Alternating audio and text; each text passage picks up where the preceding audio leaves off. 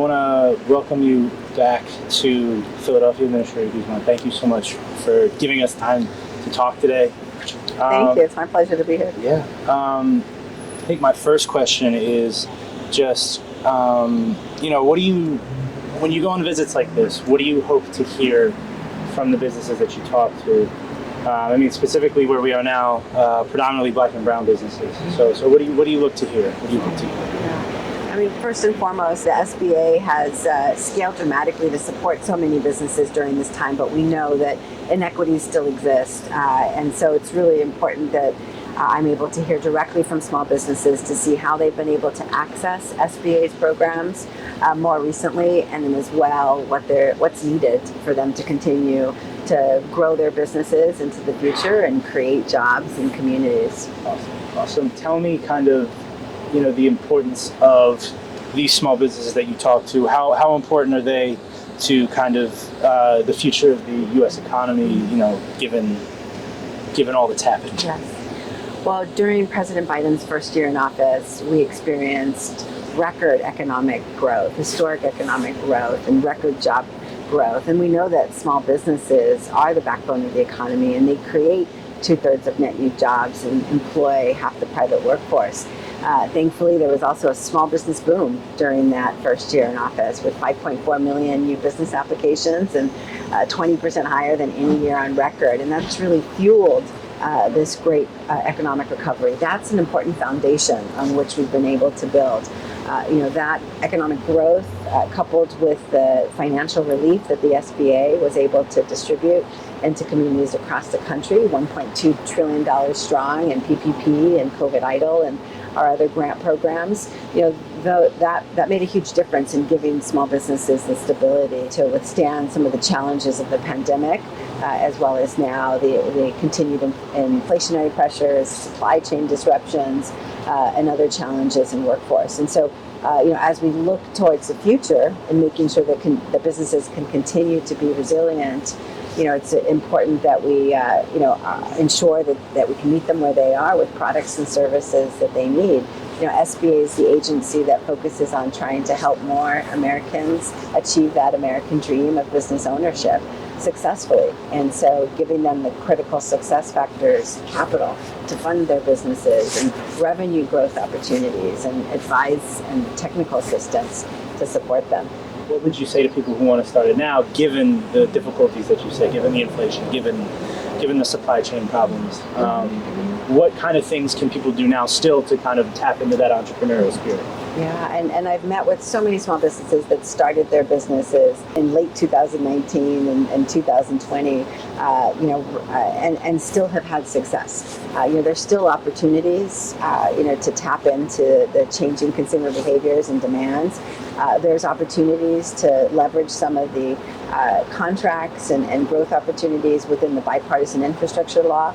We're investing in a historic, volume of dollars into new contracts around the country to build bridges and build infrastructure. And there's opportunities for small businesses to go after those contract opportunities and grow.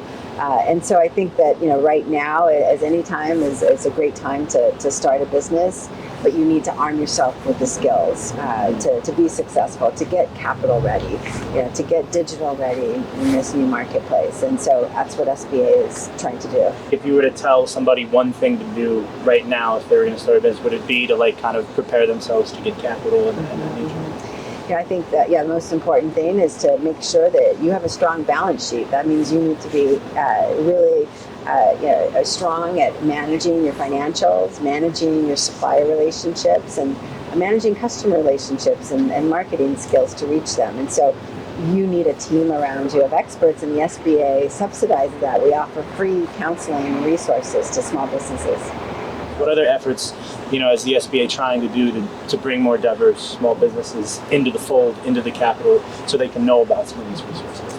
In the Biden-Harris administration, we're really focused on filling gaps in those relief programs to reach more people of color and women and other underserved communities that did not access those funds initially. And so in thinking about redesigning the SBA programs, we want them to serve all of our businesses that we've been able to engage with during PPP, as well as those who were not able to access it. And so we're looking at eligibility requirements in our capital programs. We're looking at how we underwrite our loans and require the financial partners to underwrite the loans.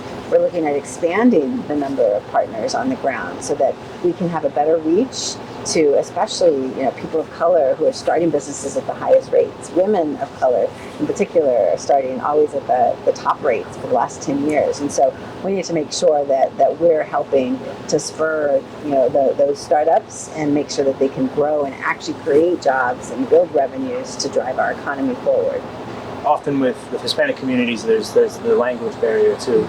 So what does that kind of look like for these new programs in terms of how you're also rethinking them? Mm-hmm, mm-hmm. Well, the American Rescue Plan addressed that. President Biden was really committed to trying to create more access points for communities that have been historically underserved. And so the Community Navigator pilot program was launched here in Philadelphia. National Urban League is one of our great partners as an example. And we want to make sure that we can have culturally competent, in-language offerings at a local level. And so it is about the organizations we partner with. U.S. Hispanic Chamber of Commerce is one of our Tier 1 grantees within this program, and they've created a hub and spoke model around the country to help deliver those services to Latino community as an example. But we know that language at the core level, at the SBA level, is also important. That's why you saw in our later relief programs that we were able to design. For the first time ever, we put the Restaurant Revitalization Fund program in Spanish and English in the platform, in addition to the multiple translations that we had available, 17 translations plus customer service in over 25 languages. And so language is important, and making sure that we can connect with those entrepreneurs through our networks as well as directly in our products will be the future for SBA. I'll end with one more question. So then, talk to me kind of about the future. Talk to me about what you see, how these programs continue to grow, how these programs continue to bring more people into the fold. What kind of timeline are you looking at, like in terms of how long it'll take, and then also, some tangible things you hope to establish? Well, we have been forever changed by COVID relief. Instead of doing 60,000 loans a year, we did over 11 million PPP loans, 4 million direct COVID EIDL. And we want to make sure that we're better serving all of those populations into the future. So the SBA is focusing on transforming its products, using technology, being more customer-centric so that we can meet businesses where they are with the needs that they have, and recognizing the challenges that they have in this marketplace. And so we've already recently launched with Vice President Harris the Community Advantage pilot program. It's a lending program that works with mission-based lenders locally.